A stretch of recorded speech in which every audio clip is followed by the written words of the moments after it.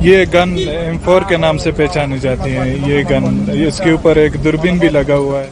M4, M16, AK-47 जैसी बंदूकों के साथ तालिबान राज में चप्पे चप्पे पर पुलिस तैनात रहती है।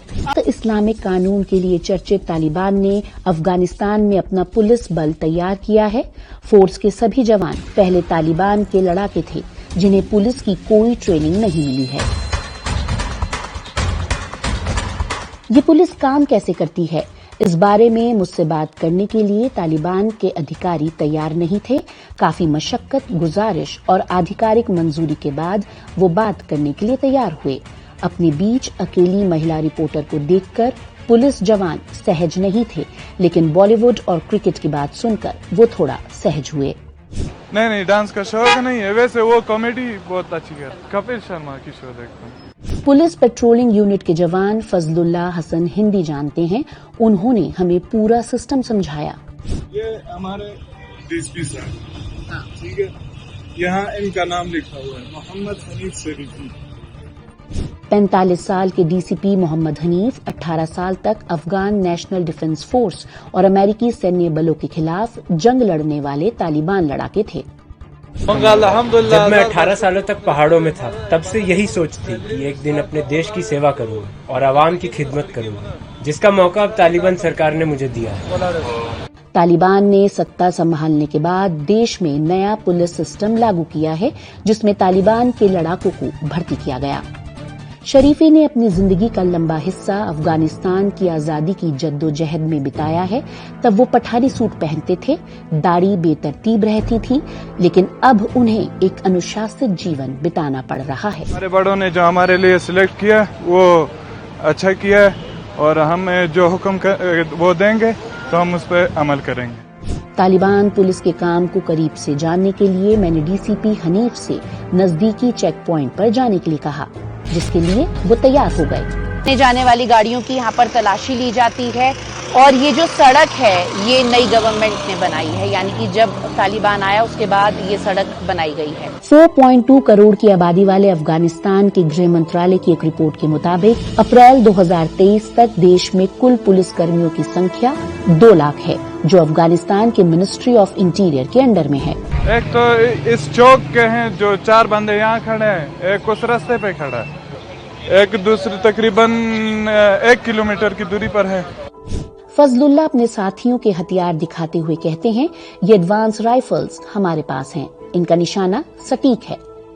Property of US government, M16A4, call 5.56 mm।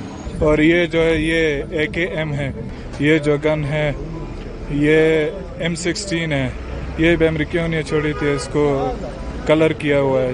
ये जो है हम इसको मुखाबिरा बोलते हैं और आप वायरलेस कहते हैं इनको। और ये जो इसके टोपी के ऊपर लगी हुई है ये हेडलाइट है, और इसके टोपी के पीछे जैमर है, बम डिस्पोजेबल है, और ये जो टोपी है ये खुद बुलेट प्रूफ टोपी है, और ये जैकेट जो है ये बुलेट प्रूफ जैकेट पहनी हुई है इसने।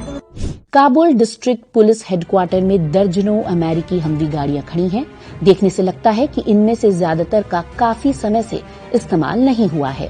अमेरिकी रक्षा विभाग की रिपोर्ट के मुताबिक वो करीब 66,000 करोड़ रुपए के हथियार अफगानिस्तान में छोड़ गए थे। इनमें हेलीकॉप्टर्स, भारी वाहन और करीब 6 लाख राइफल्स थी। काबुल पुलिस के प्रवक्ता खालिद जादरान बताते हैं, अमेरिका ने जाने से पहले अधिकतर हथियारों, जहाजों, हेलीकॉप्टर्स को खराब कर दिया था, लेकिन हमने चीजों को ठीक करने की कोशिश की और अब अफगानिस्तान में तालिबान पुलिस अमन चैन लौटा रही है। जब हमारी सरकार आई तब अफगानिस्तान की जेलें टूट गई थी, सभी मुजरिम बाहर निकल गए थे। हमने लोगों की मदद से सभी को फिर से पकड़ा और अदालतों के सामने पेश किया। हमने सुरक्षा में बहुत सुधार किया है।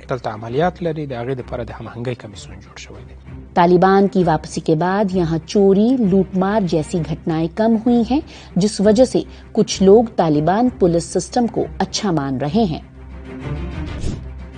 तालिबान लड़ाकों को यहाँ पुलिस फोर्स के लिए अब 4 साल का डिग्री कोर्स चलाया जा रहा है, जिससे फोर्स में लड़ाके अच्छा बर्ताव करें। मैंने खालिद जादरान से पूछा कि पुलिस पहले भी काम करती थी, तो अब फर्क क्या है। जिस पर वो कहते हैं, पिछली सरकार में बहुत से लोगों का अपना अपना प्रभाव था और कई लोग अपराधी समूहों से भी मिले थे। नौजवानों को अफीम इस्तेमाल करने दी जाती थी। पहले सिफारिशें चलती थी, अब कोई सजा देना या छोड़ना अदालत के ही हाथ में है। तालिबान पर महिलाओं को गिरफ्तार करने और टॉर्चर करने की बात पर खालिद कहते हैं, हमने एक कमीशन बनाया है जिसकी मंजूरी के बाद ही हम छापा मारते हैं। अगर महिलाओं को पकड़ना है तो लेडीज पुलिस को लेकर जाते हैं। जहां औरतें और बच्चे होते हैं वहां रात में छापा नहीं मारते।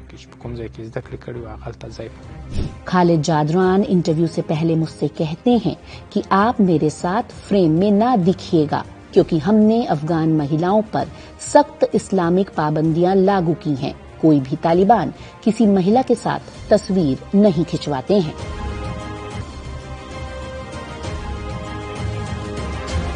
तालिबान ये दिखा रहे हैं कि वो बदल गए हैं, लेकिन उनका शासन पहले से भी सख्त है।